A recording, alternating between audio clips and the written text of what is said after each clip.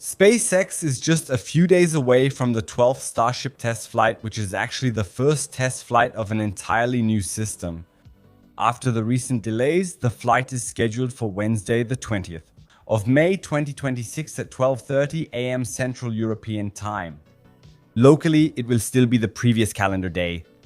In the meantime, SpaceX unexpectedly conducted a full wet dress rehearsal, meaning a complete dress rehearsal. For that, the ship was placed on top of the booster. This was also the very first time that a V3 ship was placed on a V3 booster. It was also the first time that a full stack was completely fueled and that a full stack stood on the new pad. This was preceded by the pending full static fire of the booster with all 33 engines at full duration. This ignition of the 33 Raptor 3 engines lasted a total of 14 seconds. Take a look at these incredible images of it. Notice these breathtaking shockwaves spreading out here.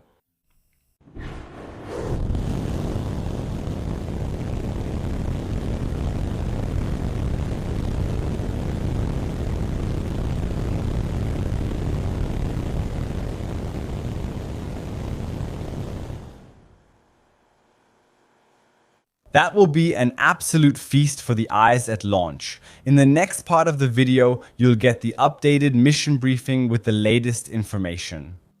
6 months without a single Starship launch, the longest pause since the program began. This pause ends now on May 20th at 12:30 a.m. Central European Time. This was confirmed on May 1st, 2026 by an international aviation document, and SpaceX has not withdrawn the information since then. In this video, we present to you the real mission briefing for Flight 12. You can find all the information about the new Starship Variant 3 in previous videos. Here, we're really just focusing on Flight 12. What happens in the last 10 days before launch? How do the final minutes play out? Where and how will the rocket fly? And what will happen if everything works? My name is Siren and this is Mars Chronicles. Before we get into the details, a quick update on the status of the formal approvals, because without those, there will be no launch. The FCC license for Flight 12 was already granted in January 2026 and it is valid until June 28, 2026. That fully covers the current launch window and all backup dates on the following days. The specific communications license for the actual flight day was extended later, and the FAA has since approved the amended launch license. In September 2025, the corresponding environmental decision was published, covering the new trajectory options. In February 2026, the final cadence increase was then approved. Increase for Starbase approved, allowing SpaceX to conduct the regular flights we expect in the coming months. What's still missing? The NOTAMs, that is the Notice to Airmen, and the NOTMARs, the Notice to Mariners. Both are routinely issued 72 hours before a launch.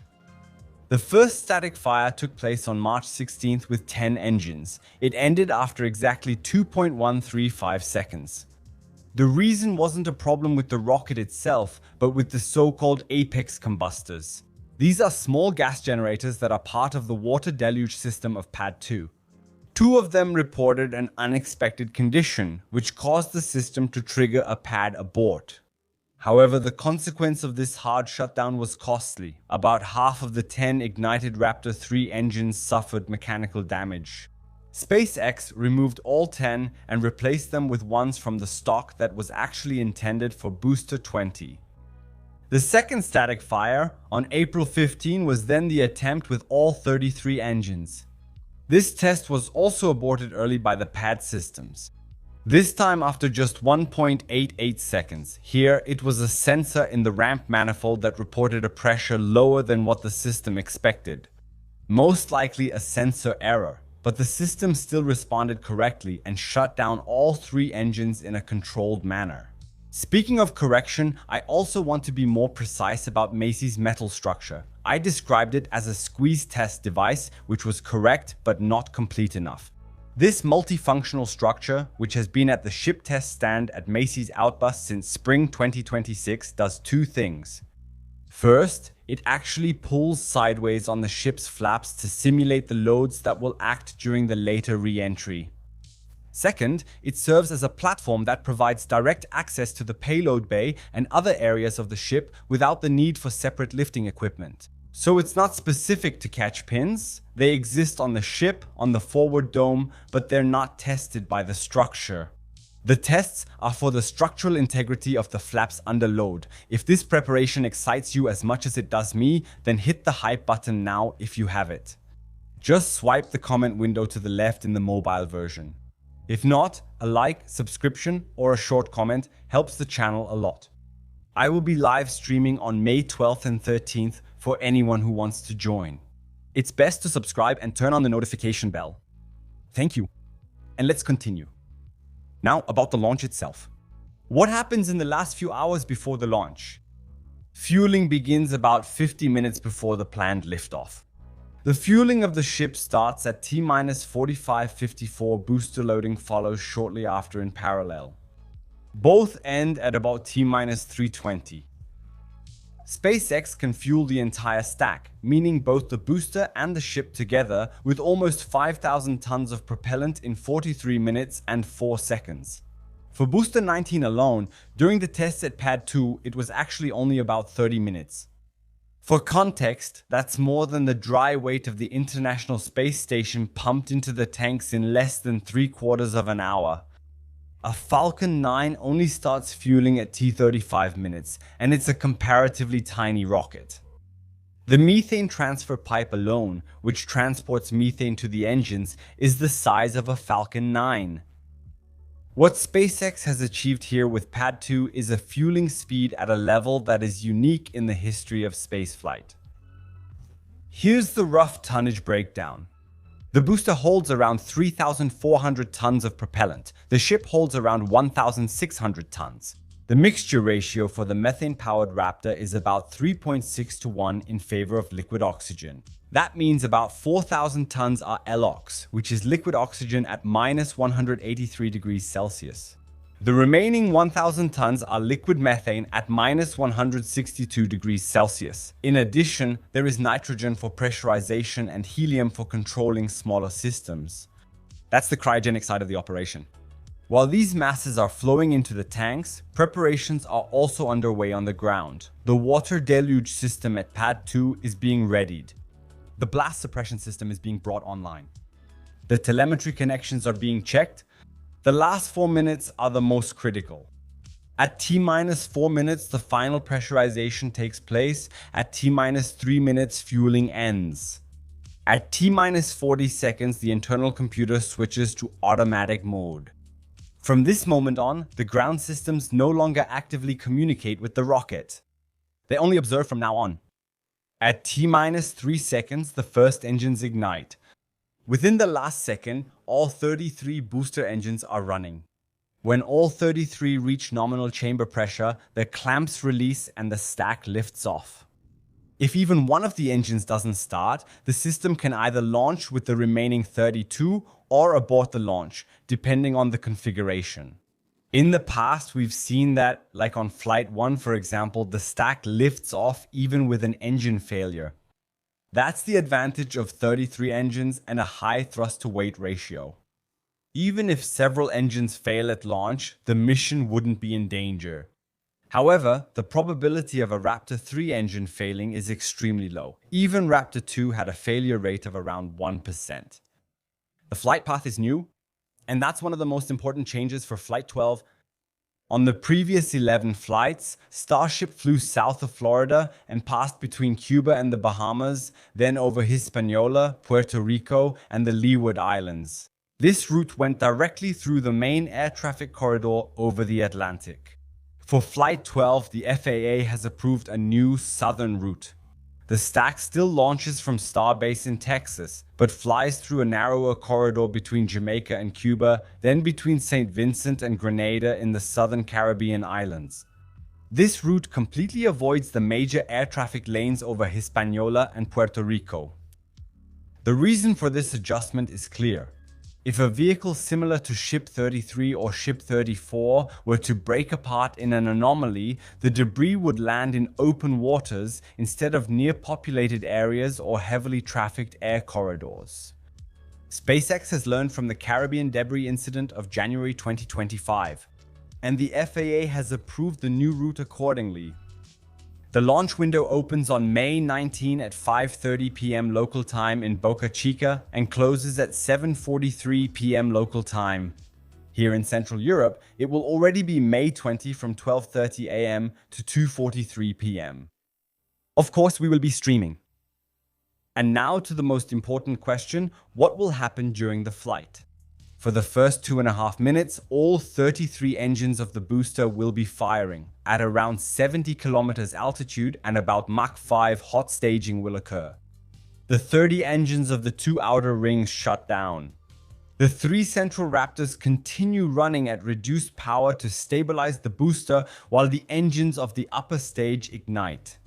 The booster separates and the ship continues to accelerate under its own power. The booster then performs its boost back burn, turning around and firing in the opposite direction. This is meant to reduce its speed so that it doesn't keep flying over the Atlantic, but instead falls back toward Texas on a ballistic trajectory. Unlike flights 5, 7, and 8, however, the booster will not fly back to Boca Chica this time for a catch attempt by Mechazilla. Instead, it will make a controlled soft water landing in the Gulf of Mexico. That's a deliberate decision. The grid fins on V3 are 50% larger than those on V2. But there are only 3 of them now instead of 4, and they're positioned differently on the booster. The control logic under real flight conditions still needs to be validated. Also, the engine design with the exposed rear, completely without the heat shield that V2 still had, is entirely new. SpaceX wants to see how the booster behaves during the actual re-entry and landing profile before it comes into contact with the tower again. A water landing isn't a step backwards here, but rather risk management. They don't want to put the infrastructure at unnecessary risk. Ships and boosters are built within weeks or a few months. The launch facility can take many months or even years to become truly operational. Meanwhile, the ship continues to fly. Suborbital, meaning not a complete orbit around the Earth, but a high suborbital arc. The planned apogee is around 200 kilometers. Several demonstrations are planned during the flight. The PEZ dispenser will open. That's the door on the side of the ship through which Starlink satellites will be deployed in the future. It's not 100% confirmed whether there will be Starlink simulators on board for Flight 12. 8 such simulators were carried on previous flights. So far, SpaceX hasn't communicated anything about this for Flight 12. 2. Is there possibly an in-space relight? One of the central 3 engines is briefly reignited in space. It is a critical technology for orbital maneuvering and refueling. For any mission that goes beyond a simple suborbital arc, there are indications that SpaceX might forgo it on Flight 12. Which would suggest that Flight 13 is already planned as an orbital test. 3. The re-entry. The ship turns, presents its heat shield to the atmosphere, and descends. The speed during re-entry is about 7 kilometers per second. The plasma temperatures at the heat shield reach around 1,400 to 1,500 degrees Celsius. The heat shield of V3 has been significantly revised, the tiles are better secured, some particularly vulnerable areas have been redesigned. That's the main takeaway of the entire flight. How does the new heat shield design hold up? The ship is then supposed to descend through the atmosphere, stabilize with the large flaps, perform a belly flop maneuver, right itself, and then use its engines to make a controlled splashdown in the Indian Ocean northwest of Australia. That was already demonstrated semi-successfully with version 2. It will be exciting to see how the ship survives with the new tile design. What are the realistic success criteria for Flight 12 first, and most importantly, the rocket leaves the pad?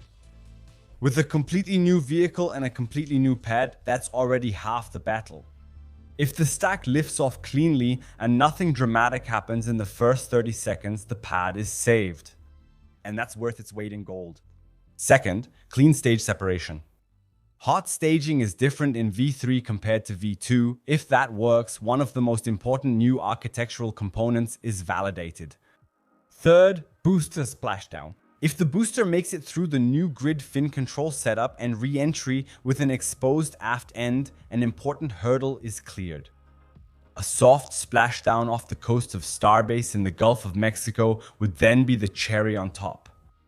Whether that's asking too much, we'll see in a few days. Fourth, heat shield performance of the ship during re-entry. That's the favorite data set of the SpaceX engineers. This is where we'll see whether V3 is really fit for reuse. Fifth, optional but valuable. Pairs dispenser. Possibly even Starlink simulators. Possibly also an in-space relight. Even if only the first 3 of these points work, Flight 12 is a success. If everything works, it's a triumph. Now the outlook. What comes after Flight 12? If Flight 12 is successful, Flight 13 should follow in 4 to 6 weeks. The cadence roadmap for 2026 looks roughly like this. If everything goes smoothly, Flight 12 at the end of May, Flight 13 at the end of June or beginning of July, and Flight 14 at the beginning of August. From then on, the launch frequency escalates because more vehicles are available and more pads come online. For Flight 13, I expect to see Mechazilla catch a booster again. The ship would then repeat the profile of Flight 12, possibly expanded to include actual refueling. That would mean that Flight 13 consists of 2 launches. But from today's perspective, that can be doubted, because it's questionable whether enough boosters and ships will be ready by then. With Flight 14, the exciting question arises: will the ship also be caught? That would be a historic moment. A fully reusable stack on the same pad where it launched. But for that, the pads would have to be ready. And for that to happen on Flight 14, everything has to go according to plan on Flights 12 and 13. That's not completely out of the question, but it's not very likely either, since we're talking about a completely new system whose teething problems will take several flights to iron out. Here's a practical problem. Pad 2 is the launch pad we're currently using. Pad 1 is the older pad. It's currently being converted to the V3 standard. A booster catch on Pad 1 would destroy the entire construction site around it with engine exhaust. That's not possible. One option would be for Pad 1 to be finished by Flight 14, or at least made operational enough that it can catch a booster and place it on a transport stand. Another option is that Launch Complex 39A in Florida is ready by then so that it can catch boosters. But that's also optimistic because the tank farm there is just now being tested. Realistically, on Flight 14, either the booster or the ship will probably be caught. Not both at the same time. SpaceX will have to choose one of the 2 catches as long as the infrastructure isn't ready. While all of this is happening, production continues. Ship 41 is already in the Star Factory, and ships 42 through 46 are at different stages of construction.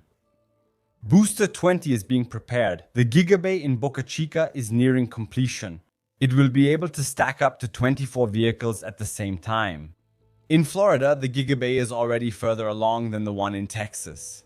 For transportation between Boca Chica and Florida, SpaceX has 2 ships. The previous transporter, Marmac 31, also known internally as You'll Thank Me Later, can carry 1 vehicle at a time. In addition, there is now the former drone ship Just Read the Instructions, on which countless Falcon 9 boosters have landed. It has been repurposed as the Starship transporter and has enough deck space for several vehicles at once. The launch cadence for 2026 looks roughly like this if everything goes smoothly. Flight 12 in mid-May, Flight 13 in mid to late June, and Flight 14 at the end of July or early August. From then on, the launch frequency keeps escalating because more vehicles are available and more pads are coming online. A total of 5 pads will go into operation that Starship can launch from.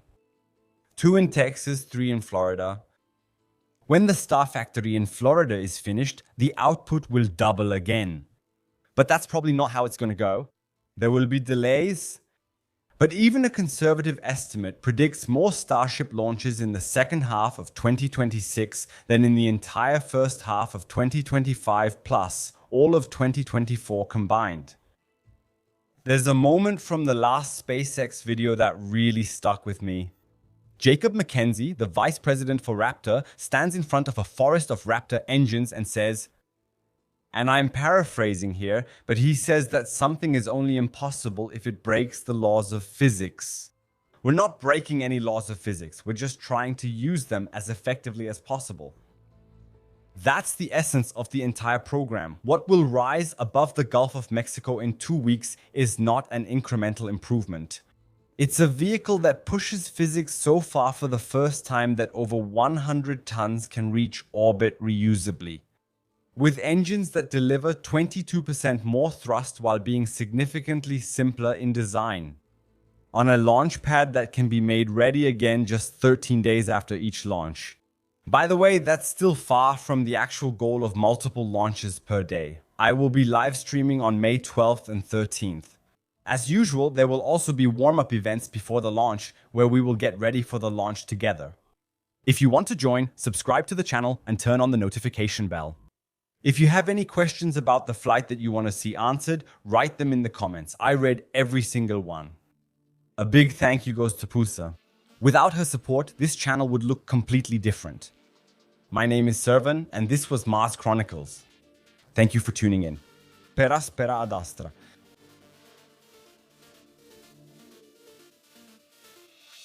Fourth.